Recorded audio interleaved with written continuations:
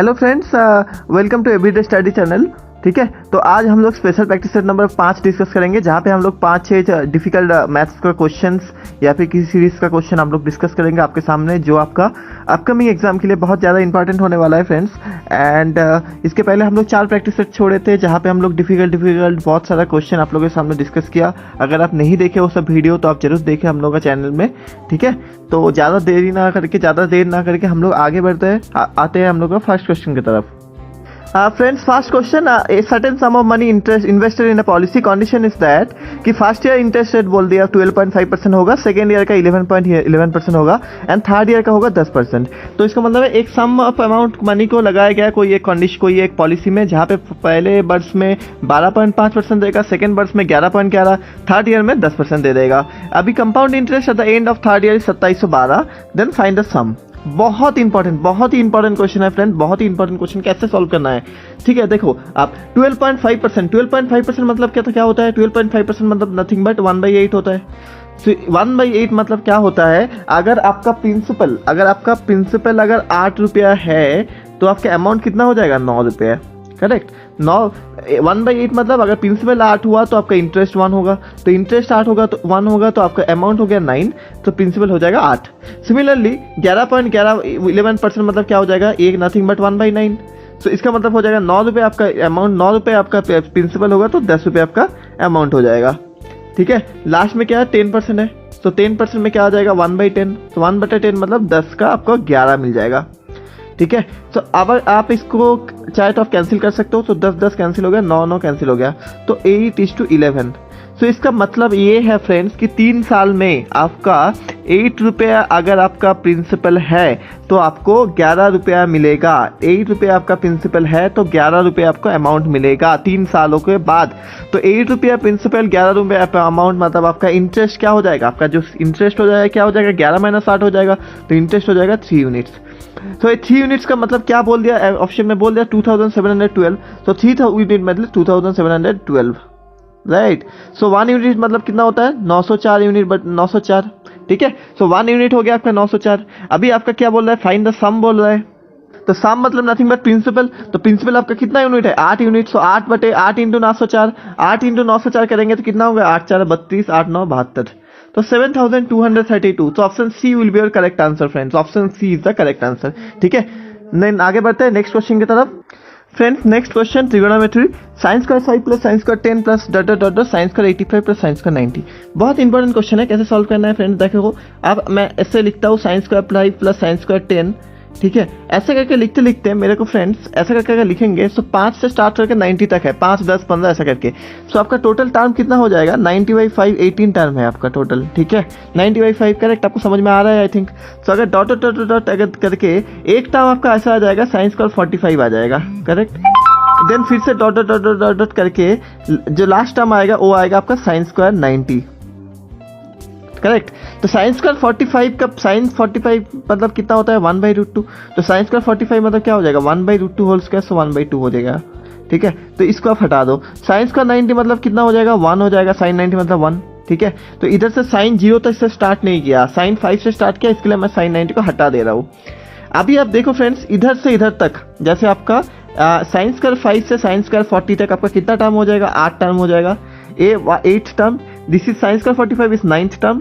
Then उधर से फिर से साइंस स्क्वायर 85 तक जो है वो हो जाएगा 8 टर्म, ये एक 1 टर्म। ठीक है, समझ में आ रहा है आपको? ठीक है, तो साइंस स्क्वायर 5 तो sine square 48 term, sine square 45, sine square 50 plus sine square 85 8 term, then sine square 90 1 term. Now अगर फ्रेंड्स आप अगर देखोगे sine square 5 plus sine square 45, एक sine square 5 plus sine square 85, ये हो जाएगा आपका 1 हो जाएगा, क्योंकि कॉम्प्लीमेंट्री एंगल है। तो कॉम्प्लीमेंट्री एंगल है मतलब साइंस स्क्वायर 5 साइंस स्क्वायर 85 को हम लोग क्या लिख सकते हैं? कॉस स्क्वायर 5 लिख सकते हैं। तो sine square theta plus cos square theta is equal to how much? Sine square theta plus cos square theta is equal to 1। तो sine square 5 plus sine square 85 ये हो जाएगा आपका 1, correct. Similarly sine square 10 plus अगर sine square 80 में पकड़ दूँ तो ये भी हो जाएगा आपका 1। Sine square 10 plus sine square 80 is equal to 1 हो जाएगा। तो मैंने आपको क्या दिखाया? ऐसे करके तो सब कुछ 1 हो जाएगा, साइंस का 15 75 20 60 ऐसा करके 1 हो जाएगा। ठीक है, तो अगर टोटल तो फिर कितना 1 हो रहा है, ये सब प्लस में है। टोटल आपका 8 डिजिट पहले था, देन बाद में 1 डिजिट है। सो आपका साइंस का जो 45 है उसका वैल्यू तो 1/2 है, तो उसको मैं पहले से हटा देता हूँ। साइंस का 90 मतलब 1 है, ठीक है, इसको मैं पहले से हटा देता हूँ, ठीक है। बाकी साइंस का 5 टू साइंस का 40 एंड साइंस का 50 टू साइंस का 80, इसमें टोटल कितना नंबर है, 8 नंबर है। सो इसको मतलब क्या हो सकता है, 8 × 1 हो जाएगा। टोटल +1 करके 8 बार आएगा, तो 8 + 1 8/1 8, 8 + 1 कितना हो रहा है, 9 हो रहा है।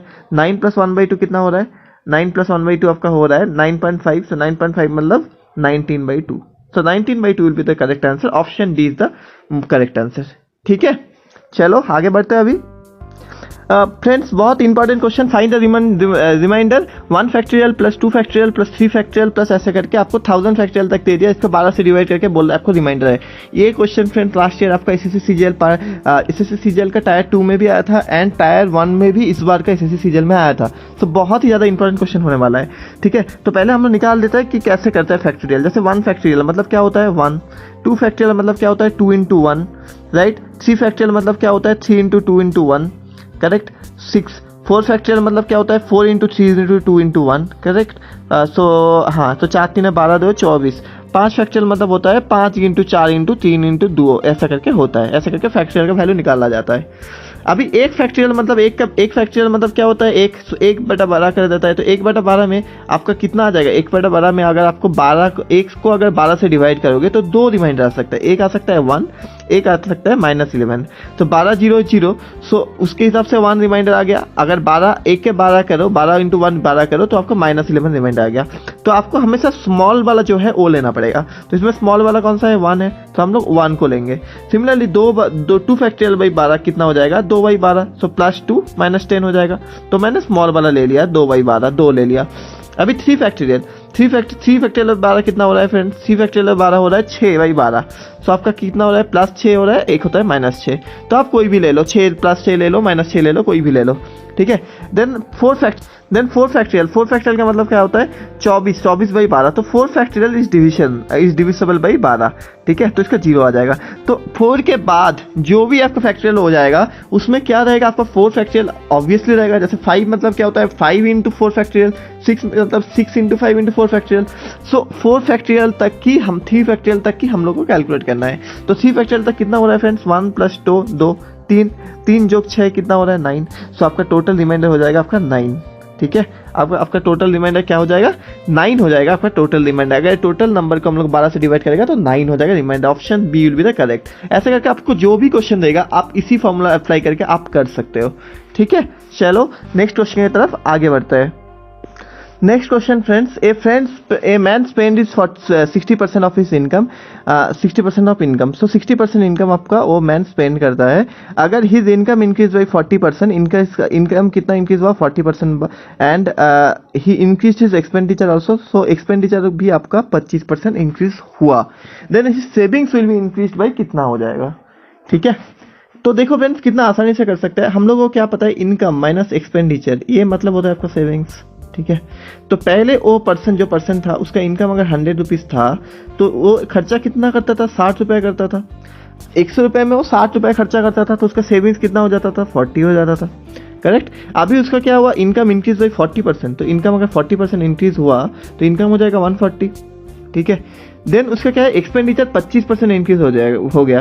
तो 25% अगर इनकम एक्सपेंडिचर इंक्रीज हो गया तो अभी उसका एक्सपेंडिचर कितना हो जाएगा 75 हो जाएगा। 60 × 25/100 कितना हो रहा है 60 × 1/4 मतलब 15 रुपये। तो 15 + 60 कितना हो रहा है 75 हो रहा है। तो देन उसका सेविंग क्या हो जाएगा फ्रेंड्स, सेविंग हो जाएगा आप बोलोगे क्या 140 - 675। सो 140 - 75 कितना हो रहा है 65 हो रहा है। तो उसका सेविंग्स कितना इंक्रीज हुआ 25 इंक्रीज हुआ ना। उसका सेविंग्स इंक्रीज बाई परसेंटेज में पूछ रहा है, तो सेविंग्स कितना हो इंक्रीज हो जाएगा 25/40। पहले 40 था ना, तो 25/40 × 100। सो 0 0 कट कर दो, 2 2 से 4, 2 5 10, 25 5 कितना हो रहा है 125। सो 125/2 कितना हो रहा है 62.5%।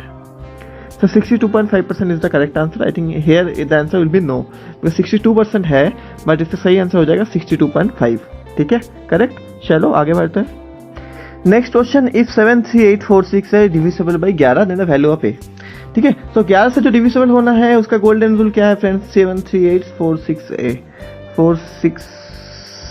738A6A, correct. तो तो 11 से डिविजिबल होने का फॉर्मूला क्या है फ्रेंड्स? 11 से डिविजिबल होने का गोल्डन रूल है वो क्या है कि जो आपका मतलब ऑड स्थान में जो नंबर है उसका आप एडिशन कर दो, जो इवन स्थान में जो है उसका एडिशन कर दो, दोनों का अगर डिफरेंस अगर अंतर अगर 0 आ जाता है तो वो इसका मतलब होता है वो 11 से डिविजिबल होगा। तो इधर पे ऑड स्थान में है 7 8 6, तो 7 जोग 8 जोग 15, 15 जोग 6 कितना हो गया? 21 हो गया। इधर पे क्या हो रहा है? इधर पे ऑड प्लेस, इधर पे इवन प्लेस में 3a है तो 3 + 2a हो जाएगा, राइट। तो 3 + 2a मतलब 21 होना चाहिए, करेक्ट। 3 + 2a मतलब क्या होना चाहिए? 21 होना चाहिए आपका, बिकॉज तभी ना डिविजिबल हो रहा है, तभी ना 0 हो रहा है। 21 - 21, तो 3 + 2a अगर 21 होएगा तो 2a कितना हो जाएगा? 18 हो जाएगा। 2a मतलब 18 हो जाएगा, तो a कितना हो जाएगा? 9 हो जाएगा। So 9 is the correct answer. Option C is the correct answer. ठीक है, आगे बढ़ते हैं, चलते हैं हम लोग का लास्ट क्वेश्चन की तरफ। Last question friends, find the radius of a circle inscribed in a square is 2.2√7 centimetre. मतलब जो एक सर्कल के एक स्क्वायर के अंदर एक सर्कल है तो उसका जो रेडियस है दैट इज 2√7। सो ये आपका सपोज एक स्क्वायर हो गया, ये मैंने स्क्वायर खींच लिया। अभी इसके अंदर एक सर्कल है, ठीक है, मैंने सर्कल ले लिया। तो ये जो सर्कल है इसका आपका जो रेडियस है दैट इज 2√7। मतलब सपोज ऐसे मैंने कर दिया, तो ये जो है ये ए, सपोज इसका नाम दे दिया मैं ओ A B. So O A मतलब O A and O B, O A O B ये सब होता है क्या? 2√7। सो ए 2√7 मतलब ए भी 2√7 हो जाएगा, तो ए भी 2√7 हो जाएगा। ठीक है, ओ बी 2√7, ए भी 2√7 ना। अभी क्या बोल रहा है? Find the area of the circum circle of the square. Circum circle मतलब क्या होता है फ्रेंड्स? सर्कम सर्कल मतलब होता है परिवृत्त। तो परिवृत्त मतलब क्या होता है? जो इसका अगर सर्कल मैंने खींचू एक पॉइंट, चारों पॉइंट से, तो जो होता है उसका बोलते हैं सर्कम सर्कल। तो इसको निकालने के लिए जैसे ये हो जाएगा, ए हो जाएगा आपका परिवृत्त जो है, परिवृत्त सर्कम सर्कल, उसका जो रेडियस हो जाएगा वो हो जाएगा ए, करेक्ट। अभी ए आपका कितना है? ये है आपका 2√7 एंड सी अगर ये एंड ये दोनों सेम है तो ए भी आपका 2√7। ठीक है, सो ये 2√7, ए भी 2√7। देन आपका ए कितना हो जाएगा? ये वाला कितना हो जाएगा? 2√7 × √2, करेक्ट। बिकॉज सपोज अगर कोई एक राइट एंगल ट्राइंगल होगा, ए अगर 3 हो जाएगा, ए 3 हो जाएगा, तो ये कितना हो जाएगा? √3² + 3², तो इसका मतलब होता है √18। √18 मतलब कितना होता है? √9 × √2, सो 3√2। सो ऐसे करके सिमिलरली इधर का अगर ए 2√7 हो गया, ए 2√7 हो जाएगा, तो ये कितना हो जाएगा? 2√7 × √2, सो कितना हो जाएगा? 2√14, राइट। सो अभी क्या बोल रहा है? एरिया पूछ रहा है, कोई मतलब ही नहीं है। अभी एरिया मतलब क्या होता है? πr²। सो 22/7 × r², r² मतलब कितना होता है? 2 2 से 4 14, करेक्ट। 7 2 14, 2 4 8, सो 8 × 22, 8 × 22 कितना हो रहा है friend? 8 2 16, 8 2 16 176। So option C is the correct answer, 176। ठीक है, तो आज का ये डिफिकल्ट मोस्ट 6-7 क्वेश्चन हम लोग आज का जो प्रैक्टिस सेट है हम लोग इधर पे ही हम लोग इसको खत्म करते हैं। तो आई होप आपको ये वीडियो अच्छा लगा होगा। अगर if you like this video please do like our channel, subscribe our channel and follow our channel, okay, because everyday study is a channel that will bring constantly bring such a new type of question for you, okay. ठीक है, सो तब तक के लिए bye bye. तो अब अगले दिन हम लोग नया कोई ना कोई वीडियो लेकर आ जाएंगे। तब तक के लिए बाय बाय। आप लोग अच्छे से पढ़ाई करो, ओके, टेक केयर।